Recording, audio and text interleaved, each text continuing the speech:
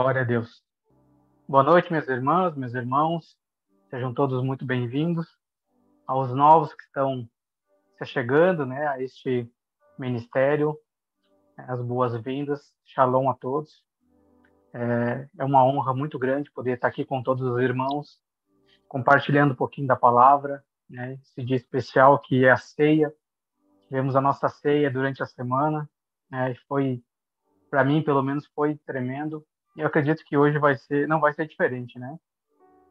Dia de ceia é sempre um momento muito importante de a gente trazer a memória daquilo que foi feito por nós. Amém? Glória a Deus. Vamos orar para a gente dar início?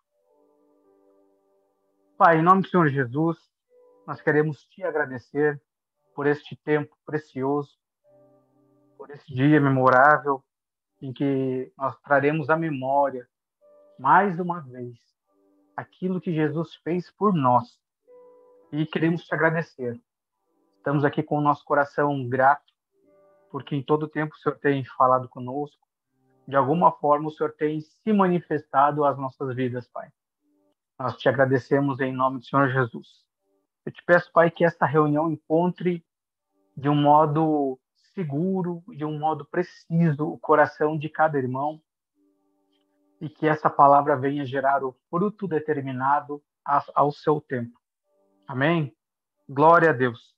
Abençoa, Pai, a todas as famílias que aqui estão representadas, todas as casas que estão aqui representadas. Abençoa os meus irmãos, nós declaramos as tuas bênçãos sobre os meus irmãos. Amém. Aleluia. Irmãos, hoje o assunto aqui era para ter trazido esse assunto na quinta-feira, mas o Senhor mudou os planos e acredito que vai ser muito pertinente esse assunto aqui hoje. Nós estava ouvindo um pouquinho da conversa aqui antes de a gente iniciar essa gravação. E eu acredito que o Senhor ele vai falar aos nossos corações, ele vai trazer muitas coisas à mesa, que ele vai clarear algumas coisas à nossa ideia. Amém? O texto hoje que eu quero compartilhar aqui, quero começar falando um pouquinho sobre o título que eu coloquei dessa mensagem, que é a manifestação de Deus no caos, no dia difícil, no dia mau, no dia em que parece que não vai ter fim, né? Tem dias que parece que é assim. E eu gostaria de falar justamente sobre isso, sobre esse dia, sobre a manifestação do Senhor nesses dias.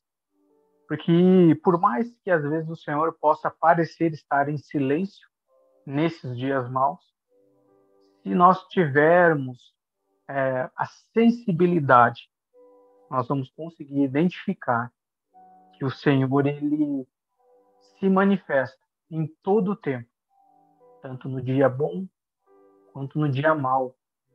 Mesmo no silêncio, Deus fala. Aleluia. Deus fala no deserto, Deus fala no vale dos ossos secos, Deus fala no dia que a gente se alegra, Deus ele comunica no dia triste, no dia do choro.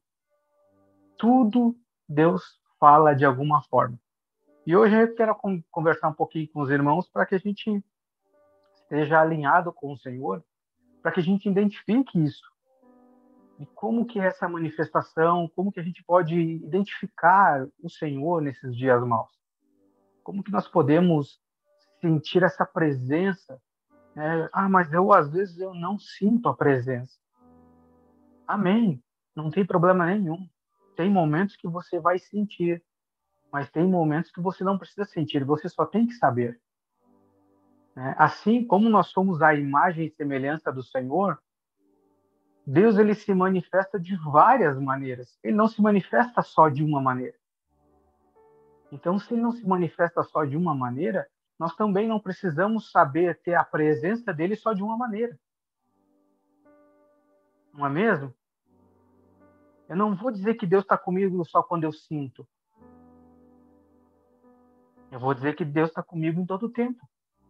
Porque ele disse que estaria conosco até o fim. E assim nós cremos. Ou pelo menos assim nós deveríamos crer. Amém? Então, vamos meditar um pouquinho sobre como que nós podemos confiar num Deus em meio ao caos, naqueles dias que parece que tudo dá errado, tem dias que parece que não tem fim, que a gente não vê saída. Eu não sei se vocês já passaram por um dia desses, onde que você olha para todos os lados e você não vê saída nenhuma. Você não vê como resolver, não tem como ter uma saída. Tem dias que parece que está um peso sobre a nossa cabeça, né? A gente às vezes costuma dizer assim, meu Deus, parece que Deus esqueceu de mim. Mas não, irmãos, Deus nunca esquece de nós.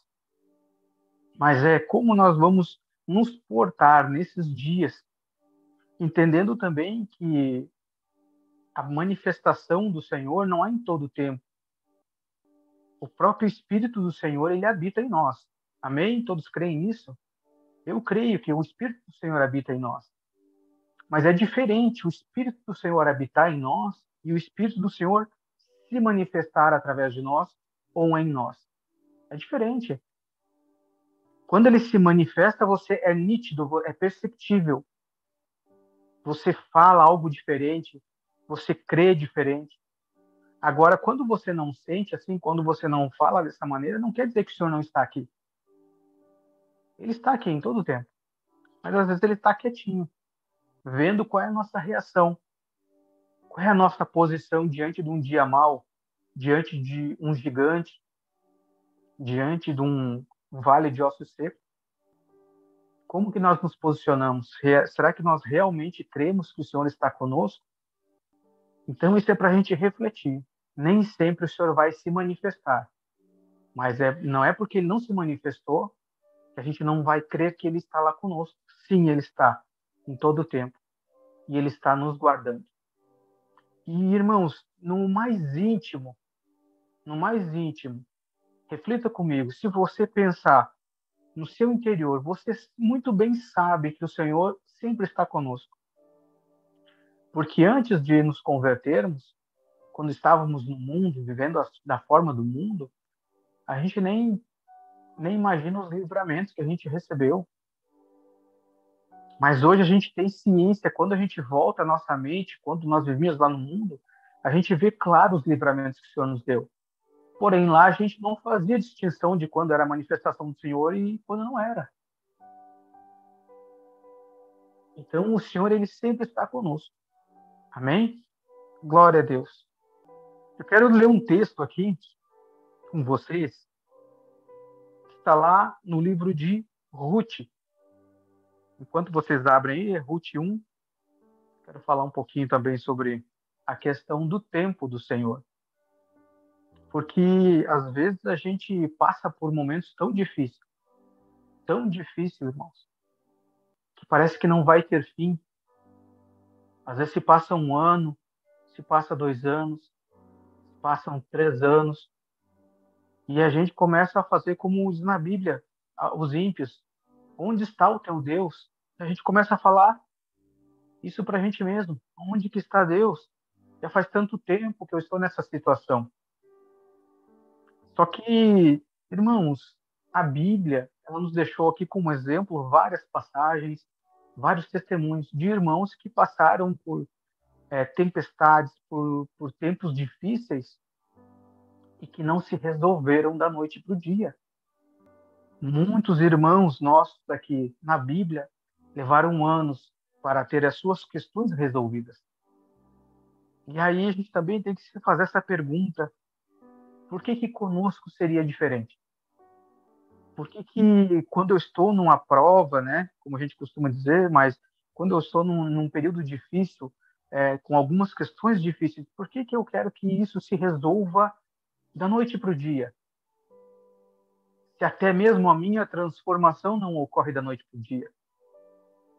Se a minha mente não é renovada da noite para o dia. Então, observe que o tempo de Deus, ele funciona, ele serve para tudo. Tanto para resolver as suas questões, tanto para você ter uma transformação, para ser a mente renovada. É o Senhor que determina o tempo que vai acontecer. Ele sabe de todas as coisas. Então, ele não se esqueceu de nós. Isso chega a ser até contraditório nós falarmos que o Senhor, que tem toda a ciência, a gente dizer que ele esqueceu de nós. Pode acaso um pai esquecer de um filho?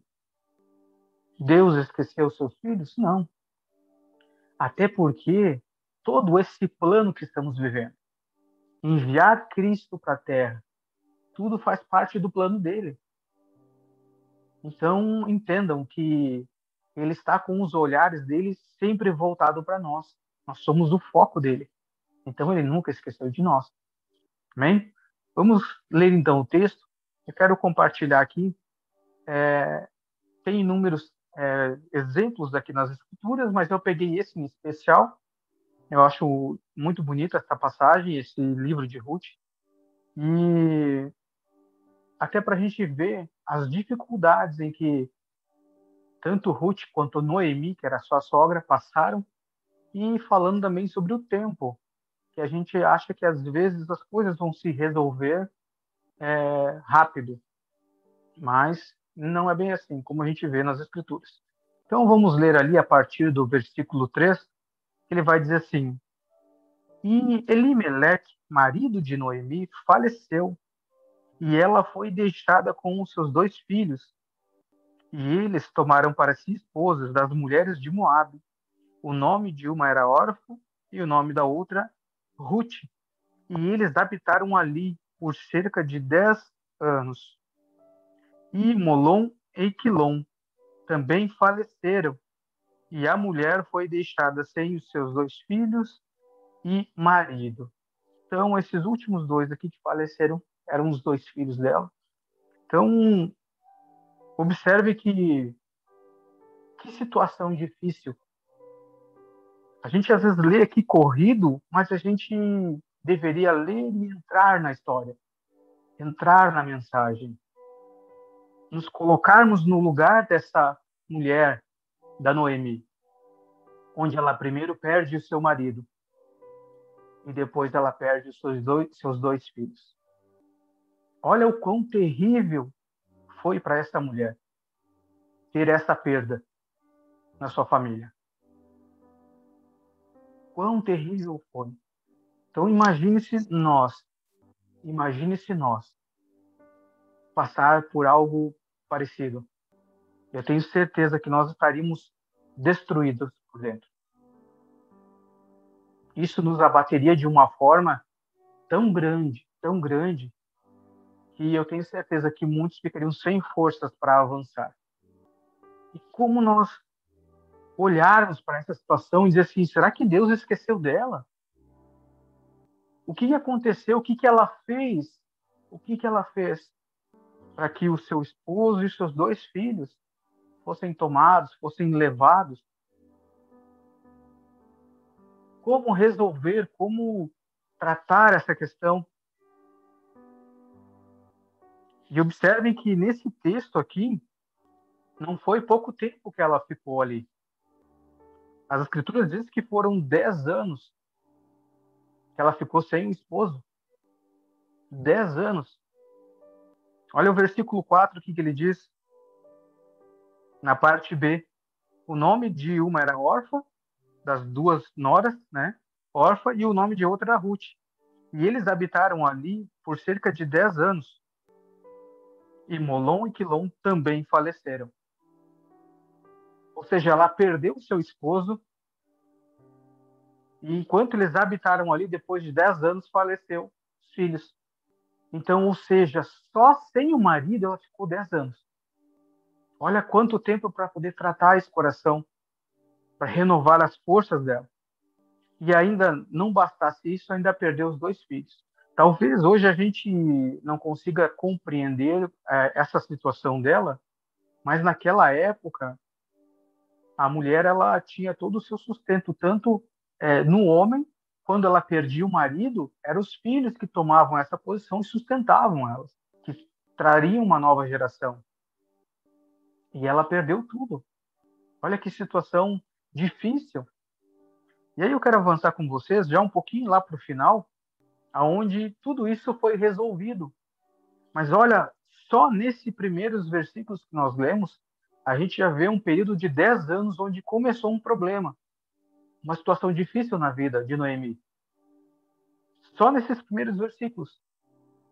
Então, olha o capítulo 4, versículo a partir do 19. Perdão, a partir do 9. 4, versículo 9. Olha o que ele vai dizer. Se você não conhece essa história, leia esse livro. Ele é um livro curto, né, com 4 capítulos, mas é muito linda essa história.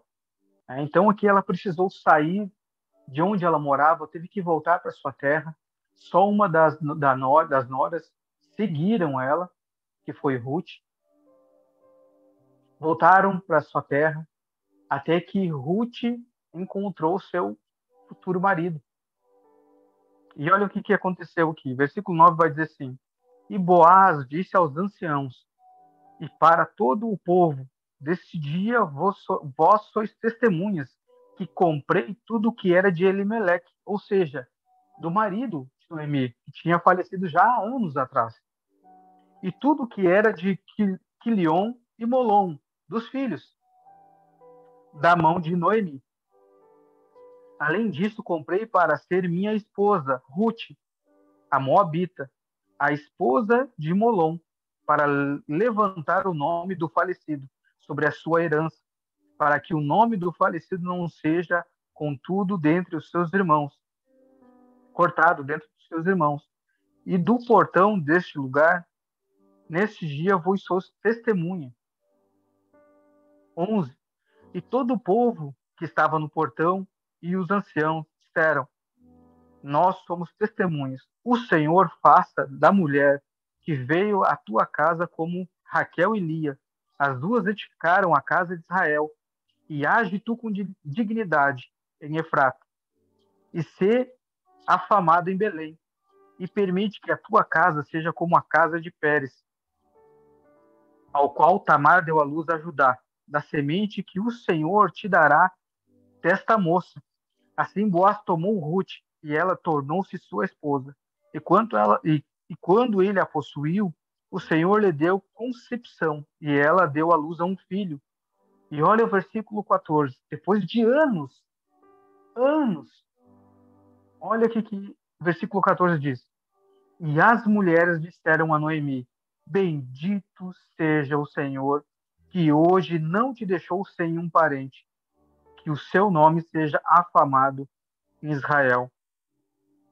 E ele será para ti um restaurador da tua vida e um provedor da tua velhice.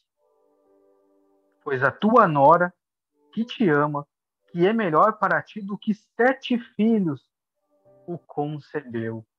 Glória a Deus, glória a Deus. Olha que história. Olha que situação linda como acabou.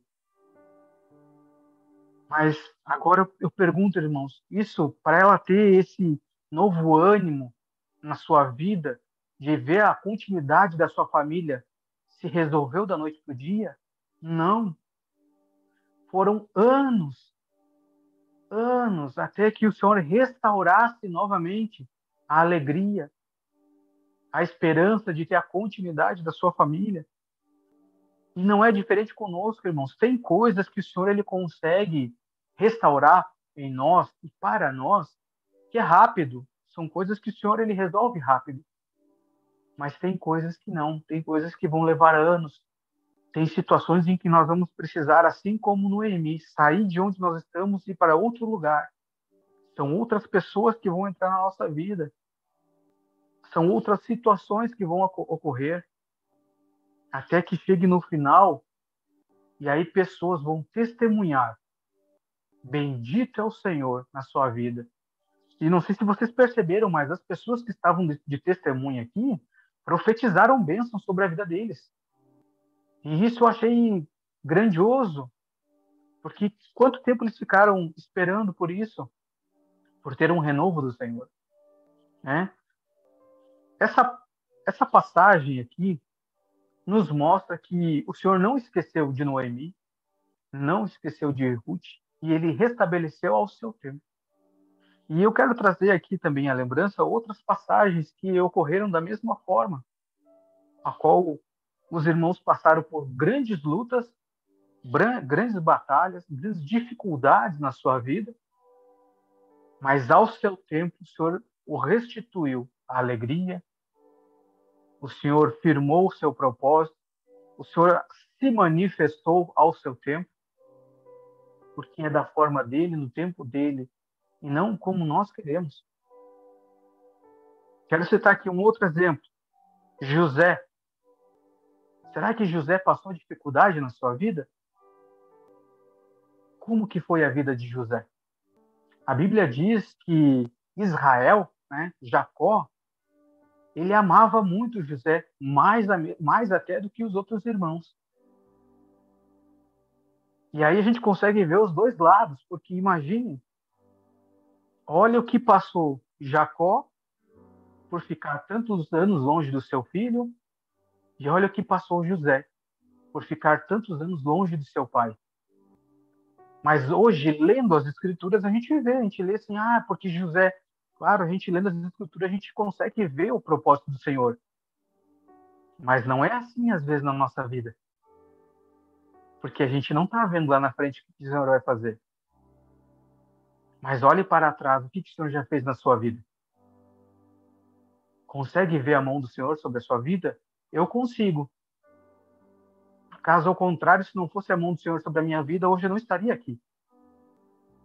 Mas hoje a gente olha para José e a gente sempre cita ele em tudo, ministra sobre ele, usa ele como exemplo. Mas imagina você passar por tudo que ele passou. A Bíblia diz que ele tinha 17 anos, mais ou menos, uns 17 anos, quando ele foi vendido. E a Bíblia diz também, lá em Gênesis 41, 46, que ele tinha 30 anos quando ele se apresentou ao faraó. Então imagina, dos 17 aos 30. E depois teve mais 7 anos de vacas gordas, que até então ele ainda não tinha visto seu pai. Então aí por baixo, 20 anos. E ele só foi ver o seu pai e seus irmãos anos depois, quando começaram os anos de vacas magras. Mas todo esse tempo afastado da sua casa, ele esteve numa cova, foi vendido como escravo, foi preso.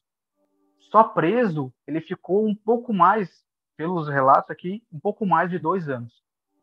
Então, eu te pergunto, irmãos, será que a gente conseguiria passar 20 anos de luta e tendo Deus como o nosso Senhor? Então, isso é para nos chamar a atenção, que nem tudo se resolve da noite para o dia. Mas também nos alerta que o Senhor, ele é o Senhor da nossa vida. Ele nos comprou, a nossa vida agora é dele. Ele não nos esqueceu. Ele está fazendo tudo dentro do seu tempo. E hoje, pela história, pelas escrituras, nós conseguimos ver o propósito de Deus sobre a vida de José. Que ele foi governar para depois poder proteger a sua casa, a sua família. Dar um sustento, não deixar a sua família perecer. Mas olha o custo disso. Mais de 20 anos custou isso a José. De muita luta, muita batalha. Irmãos, hoje a gente consegue ficar 5, 10 anos, 15 anos se preparando profissionalmente, estudando, fazendo estágio, para alcançar um posto, às vezes, numa empresa, ou até uma liberdade como profissional. Mas nós não conseguimos passar esse tempo em batalha em prol do Senhor. Uma faculdade é 5 anos, mas você faz porque você sabe que lá na frente vai valer a pena. Mas agora eu pergunto, vai valer a pena a gente estar com o Senhor ou não? Então vale a pena, Lucas. Até porque a Bíblia diz que o Senhor ele já venceu. Tem de bom ânimo. Ele nos aconselha. Tem de bom ânimo. Eu venci o mundo. Assim como quando você vai estudar, muitas pessoas começam a estudar. Eu mesmo comecei uma faculdade, mas eu não finalizei. Nem todas as pessoas começam uma faculdade e finalizam. Só que aqui nós temos a certeza que nós vamos reinar com o Senhor, que nós vamos estar na eternidade com Ele. Não é assim eu for para a eternidade com o Senhor, não. Ele falou, nós vamos cumprir. Só que às vezes no estudo, a gente se dedica muito mais do que prevalecer nas batalhas, do que se manter firme nas batalhas, sabendo que a eternidade com Cristo é muito mais certa do que eu finalizar minha faculdade, ou sei lá, qualquer outra coisa que eu me proponho a fazer. Davi, será que ele passou luta? Eu quero perguntar, irmão, como que você reagiria hoje, estando diante de um urso? Você já parou para pensar? Estando diante de um leão, você já parou para pensar? Um dia, quando você tiver a oportunidade, vá num zoológico e vá lá na ala onde estão os felinos e olhe para o leão. Agora se imagine se não tivesse aquelas grades, como você reagiria? Será que nós estaríamos em apuros? Mas ele enfrentou o urso, enfrentou um leão, foi ungido, já começou enfrentando aqui um gigante, passou boa parte da sua vida, mesmo sendo ungido rei, passou boa parte da sua vida tendo que fugir de Saul. Davi passou muitas lutas, muitas lutas. Mas hoje a gente olha Davi e cita ele sempre. É o homem segundo o coração de Deus. Errou algumas vezes, sim, mas ele se arrependeu muito mais. Mas ele também passou batalhas, foi uma vida inteira. Mas o Senhor era com ele. Sadraque, Mesaque e Abidnego. Quem lembra dessa história? Lá em Daniel, Daniel 3. Você entraria na fornalha ou não? Hoje a gente olha e diz assim, eu entraria. A gente fala porque a gente viu o Senhor livrar eles. Tem os relatos. Mas olha que situações difíceis de vida. Se hoje o Senhor me colocar na frente de uma fornalha, eu vou dizer assim, eu não tenho para onde correr. E, irmãos, a gente se pega em muitas situações da nossa vida que a gente não tem para onde correr. Mas entenda, o Senhor faz isso para que nós, aos poucos, no caminhar, no tempo, a gente entenda que realmente a gente não tem para onde correr a não ser para os braços dele. A gente não tem para onde correr se não seja confiar nele. E se o Senhor colocar nós só em situações em que a gente consegue sair de uma forma humana, a gente vai conseguir fazer essas saídas e a gente nunca vai glorificar o Senhor. Agora o Senhor nos coloca em situações de lutas e batalhas sem nenhuma saída, para que quando a gente atravesse o mar, em terra seca, a gente diga assim, não tem como ser outra coisa não ser o Senhor na minha vida. O Senhor faz a gente caminhar por sobre as águas para que a gente veja que não tem como ser outro senão o Senhor na nossa vida. O Senhor faz a gente entrar numa fornalha e não ser queimado, justamente para que a gente, para nós mesmos e para testemunho de que está à nossa volta, que diga assim, não tem como ser Ele, é só o Senhor. Ele não tinha capacidade de fazer isso. Deus tem que ser com ele, não é possível, estava quebrado, estava falido, o casamento estava destruído, perdeu tudo. Como é que se recuperou? Como que se reergueu? Como é que saiu dessa enfermidade? Os médicos já tinham falado que não tinha mais jeito. Sim, irmão. E é aí. E é aí que Deus pode agir. Aonde a mão do homem não alcança. Aonde as saídas não estão na mão do homem. Não está no dinheiro, não está na tecnologia, não está na saúde, não está em nada. Na biologia, na medicina. Pare e pense em quantas... Eu não sei vocês, irmãos, já várias vezes me peguei em situações assim. E hoje eu olho para trás e digo assim, é só o Senhor. Várias vezes na área financeira, sem contar outras áreas, vou falando na financeira, várias vezes.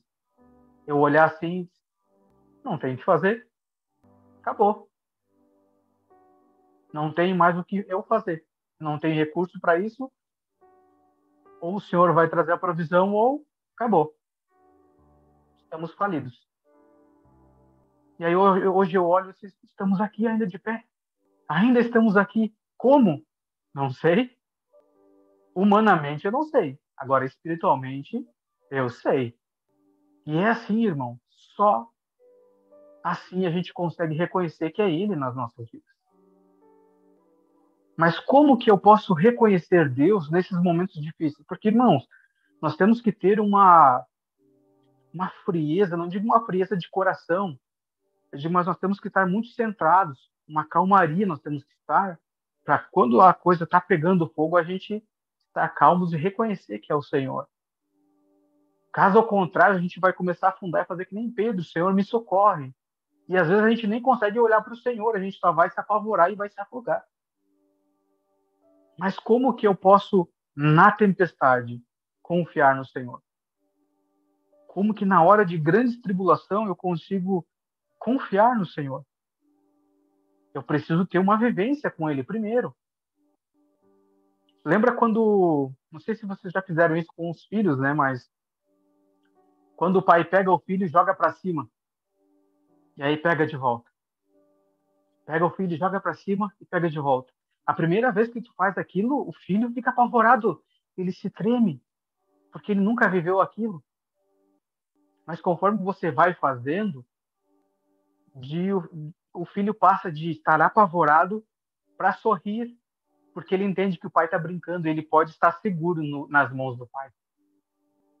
E é assim, irmãos, Deus ele faz a gente passar por algumas situações, até que a gente entenda que ao invés de eu estar chorando com medo, eu tenho que estar sorrindo, porque eu estou protegido, seguro pelo meu pai.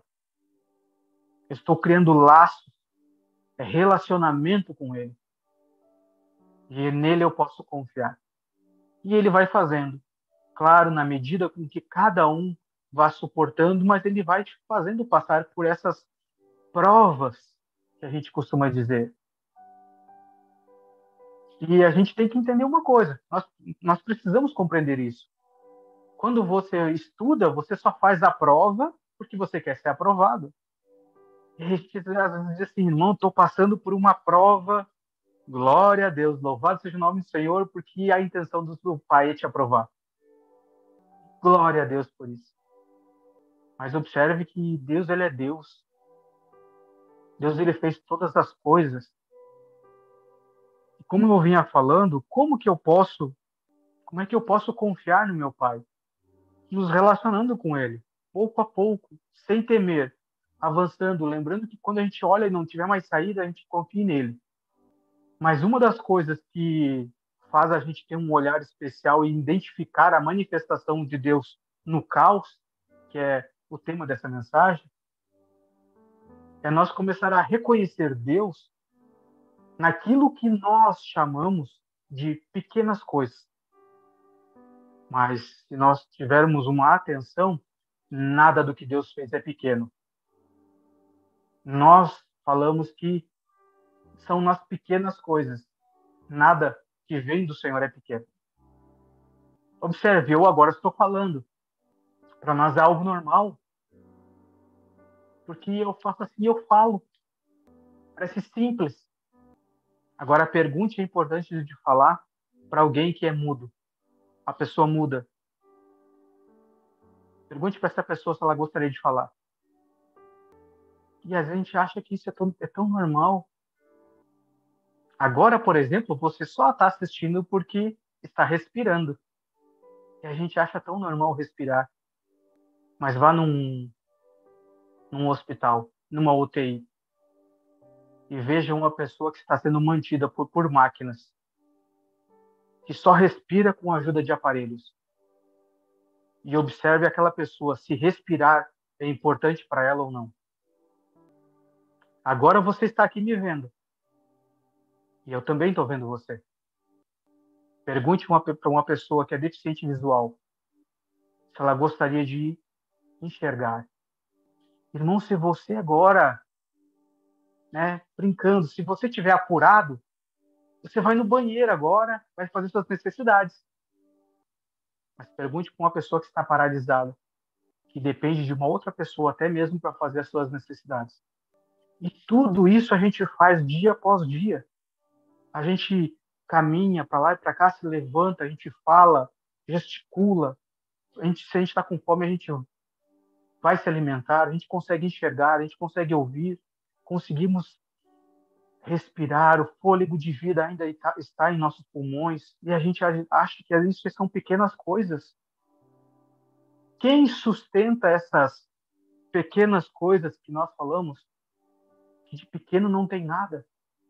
Quem que todas as manhãs nos desperta, que enquanto dormimos nos mantém o fôlego de vida, que nos dá o repouso, que nos dá o descanso? Então eu creio que começa por aí. Para identificar o Senhor no meio do caos, nós precisamos identificar Ele em tudo nas nossas vidas. Tudo aponta para Ele. O nosso deitar, o nosso levantar, o nosso descansar, o nosso olhar, tudo. Nós precisamos glorificar o Pai por isso. Quando a gente glorifica Ele por isso, agradece Ele por isso, em meio às tempestades, você vai olhar assim, não tem mais jeito? Amém. Se Deus sustenta o meu respirar, o meu levantar, o meu olhar, Ele não vai me sustentar nessa situação? Vai. Porque tudo Ele pode, tudo foi feito por Ele e para Ele. E uma vez que Ele me comprou, teoricamente já não vivo mais eu. Era para ser assim. Como dizia o pastor, morto não tem vontade. E se nós já morremos com Cristo, ressuscitamos com Ele, já não é mais a minha vontade, agora é a dele. Como é que esse morto aqui ainda tem vontade? Como é que esse morto aqui ainda tem medos? Como é que esse morto aqui ainda desconfia do Pai eterno? Mas o Senhor, Ele é bom. O Senhor, Ele é bom em todo tempo. Eu quero finalizar essa mensagem com um texto lá em Romanos. Ele vai apontar para isso que nós temos falado. Como que nós vamos reconhecer Deus em meio ao caos, em meio a situações difíceis? Romanos 1, a partir do 19, ele vai dizer assim: porque aquilo que de Deus se pode conhecer é manifesto neles, pois Deus o manifestou a eles, porque as coisas invisíveis, desde a criação do mundo, são claramente vistas, sendo entendidas por meio das coisas que são feitas. Ou seja, o mundo espiritual, como é que eu posso crer no mundo espiritual? Simples, porque aqui o Senhor está dizendo, porque são feitas claras à vista. Elas se manifestam nas coisas criadas. Então, todas as coisas que eu não vejo, como que eu creio? Através das coisas que são criadas. O seu eterno poder e divindade, para que eles fiquem inexcusáveis. Olha só, essa aqui é a minha versão King James. Eu vou ler aqui numa versão que eu achei muito legal, até recomendo para vocês, Bíblia Judaica.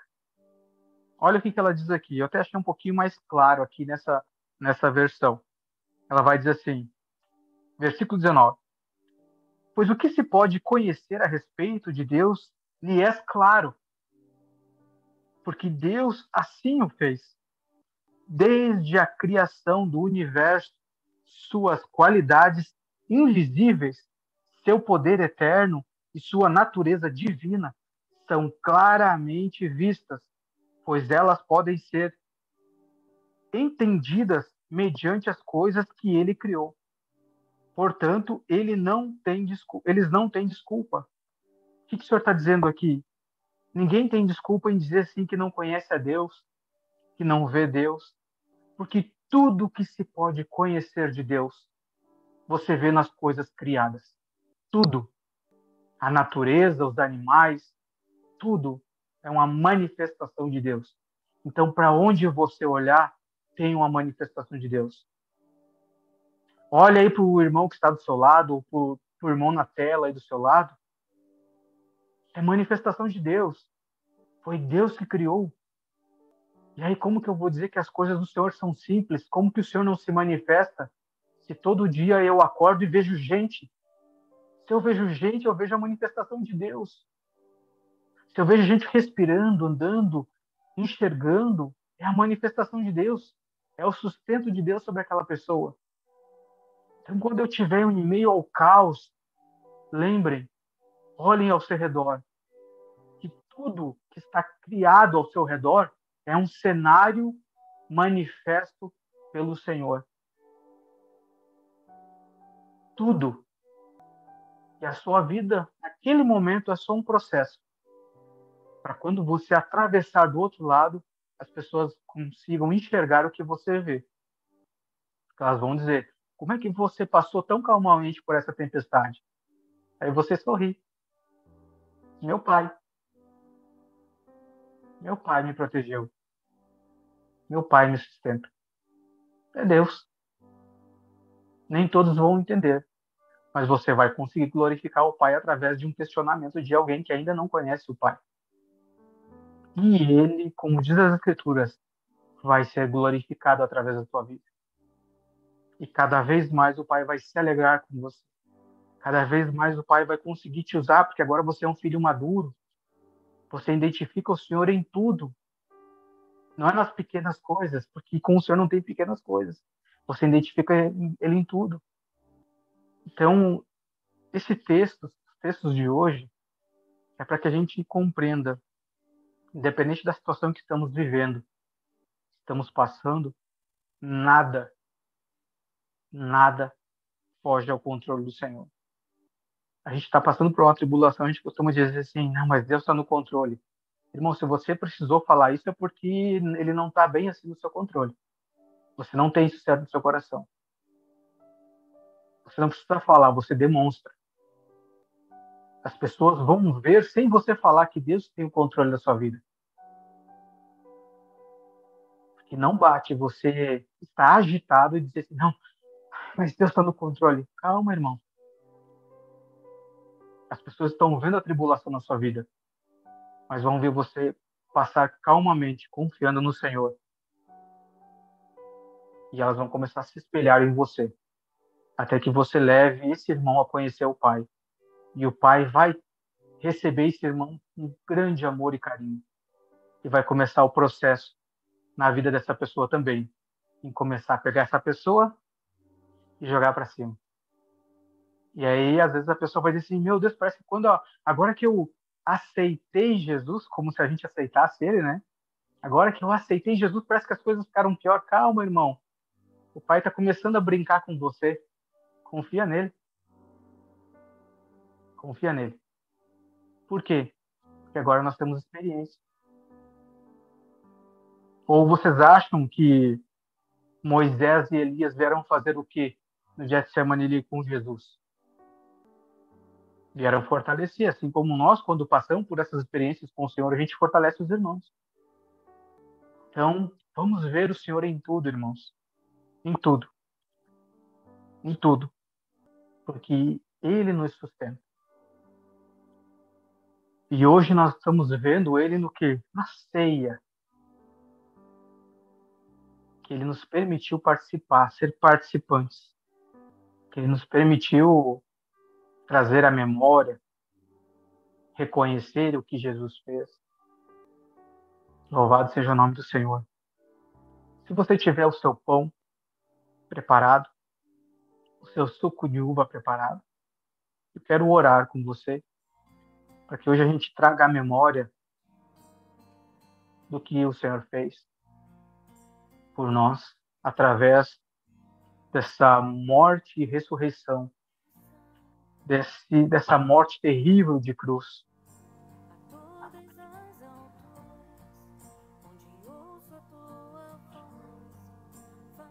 Isso sim eu vejo que é coragem, irmãos. Que é ir por uma cruz terrivelmente machucado e ir até o fim, mesmo depois de ter suado sangue. Mas nós cremos que ele foi até o fim porque ele sabia que ele conseguia reconhecer o Pai em tudo. E ele sabia que o Pai ia fazer ele atravessar aquele vale, aquela fornalha, aquele rio e também aquela cruz. Pai, nós te agradecemos, glorificamos o teu nome. Obrigado, Pai, por tudo o que o Senhor faz e fez por nós. Por todo momento o Senhor está conosco e o Senhor nos manter seguros sempre em Ti. Obrigado porque dia após dia o Senhor tem nos fortalecido com a Tua palavra, com o Teu amor. Dia após dia o Senhor tem se manifestado nas nossas vidas. E hoje nós estamos aqui para mais uma vez demonstrar através dessa aliança o nosso amor e a nossa dedicação ao Senhor. O nosso compromisso com o corpo de Cristo. Pai, nós consagramos o pão que representa o corpo de Cristo que foi partido por nós. E nós te agradecemos, em nome do Senhor Jesus, por tremenda graça, por maravilhosa graça, não merecida, porque nós não merecemos. Mas o Senhor é perfeito em tudo que o Senhor faz. O Senhor é grandioso e eu quero declarar hoje aqui, Pai, que o Senhor é incomparável. Não há nada que se compare ao Senhor. O Senhor é único. O Senhor é perfeito. O Senhor é um Deus de amor. E nós te glorificamos. Em nome do Senhor Jesus. Você tem o pão, irmãos. Pode partir e compartilhe com a sua família. Amém? Glória a Deus. Glorifique o Senhor.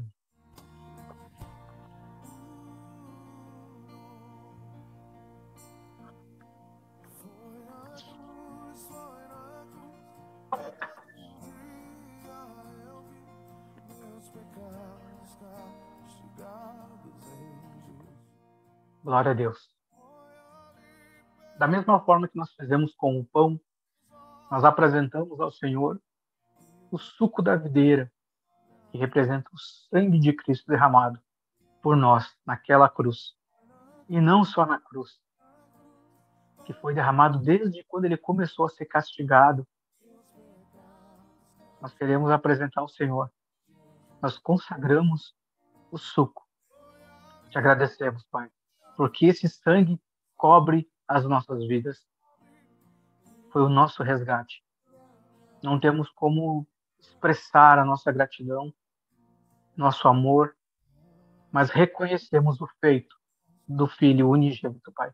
Em nome do Senhor Jesus, podemos todos nós participar do sangue do Cordeiro. Amém? Glorifica o Senhor.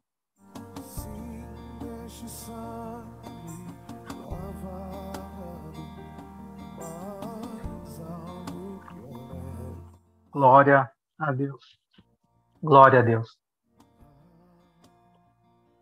Glorifique o Senhor, irmão. Glorifique. Glorifique Ele. Entenda essa luta que nós passamos, essas breves e momentâneas tribulações, assim como diz o nosso irmão Paulo, ela vai produzir um fruto que nós mesmos vamos nos apavorar de tão grandioso que vai ser para manifestar o Pai e glorificar o Pai. Tudo está no plano perfeito dele. E o que você passa não é em vão. O que você passa não é em vão. O Pai vê. E o Pai tem tudo já preparado para honrar a sua vida diante de muitos. Amém? Pai, eu quero te agradecer o teu nome. Louvado seja o nome do Senhor por esta reunião. Eu peço que o Senhor vá no coração, individualmente, de cada irmão. E o Senhor traga o seu conforto, traga a sua direção, aquilo que cada irmão está precisando. Traga o entendimento, a revelação do teu Espírito, aquilo que cada irmão precisa para continuar essa caminhada.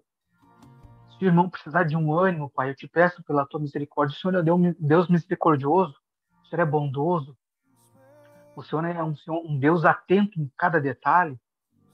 Então eu te peço que o Senhor atente para o detalhe do coração de cada irmão. Se algum irmão aqui precisa de provisão, Pai, ergue alguém para levar a provisão até esse irmão. Se algum irmão aqui precisa de cura, que seja a tua palavra sobre esse irmão e que ele seja curado em nome do Senhor Jesus, para que a tua glória se manifeste na vida desse irmão. Se algum irmão que precisar liberar perdão, eu te peço que o Senhor traga essa revelação, encorajamento no coração desse irmão. E que o coração deles fique leve e que ele consiga perdoar, assim como Cristo nos perdoou. Se algum irmão aqui precisa amar, que o Senhor coloque o teu espírito de amor sobre essa pessoa. E que a tua presença, Pai, seja notável na vida de cada um. Porque é o teu nome sempre que vai ser glorificado. Nós te agradecemos, Pai, por mais uma reunião, pela tua presença e glorificamos o teu nome, porque nada disso aqui é para nós, vem de nós, mas vem de ti. Vem de ti. E nós reconhecemos e glorificamos o teu nome. Pai, eu abençoo a vida dos meus irmãos, abençoo a semana que se iniciará dos meus irmãos, e que o Senhor esteja com eles em todo o tempo, em nome do Senhor Jesus. Amém? Deus abençoe, irmão, a sua casa, a sua família, todos os projetos que o Senhor tem colocado no seu coração, que tudo corrobore para o bem, para que ele seja manifestado através da tua vida, em nome do Senhor Jesus. Amém, irmãos? Deus abençoe e até uma próxima.